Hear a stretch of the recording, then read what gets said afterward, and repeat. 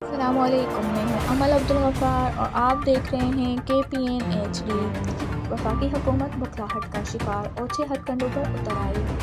اسلام آباد۔ صدر Pakistan Peoples party Azad Kashmir و ممبر آزاد جموں و کشمیر قانون ساز اسمبلی چودھری محمد یاسین نے کہا ہے کہ تحریک انصاف کی حکومت 27 فروری کے لانگ مارچ سے تحریک انصاف کی حکومت بکھلاہٹ کا شکار ہے اور وزیر اعلیٰ ہاؤس پر MQM کا حملہ وفاقی حکومت کے ایما پر ہوا اور گورنر ہاؤس میں اس کی پلاننگ کی گئی۔ ان حالات کا اظہار انہوں نے گزشتہ روز میڈیا سے گفتگو کرتے ہوئے کیا۔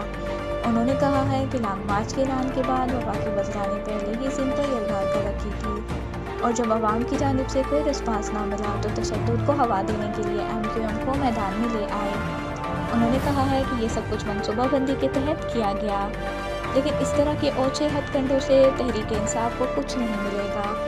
حکومت 27 فروری کے لانگ مارچ سے خوفزدہ ہے اور اس کی ٹانگیں کانپ رہی ہیں۔ انہوں نے کہا ہے کہ لانگ مارچ حکومت کے تابوت میں آخری تیر ثابت ہوگا۔ انہوں نے کہا ہے کہ سندھ کو فتح کرنے کی کوشش کرنے والوں کے پاؤں کے نیچے سے اسلام آباد کی زمین بھی کھسک رہی ہے۔ انہوں نے کہا ہے کہ اس طرح کی سازشیں PTI کا طرح امتیاز ہے۔ انہوں نے کہا ہے کہ پاکستان تحریک انصاف جو مرضی سازشیں کر لے، ان کا جانا ٹھہر گیا ہے۔ ان کے احتساب کے ڈرامے کا بانڈا بیچ چوراہے میں پھوٹ گیا ہے۔ مزید نیوز اپڈیٹس کے لیے دیکھتے رہیے KPN HD۔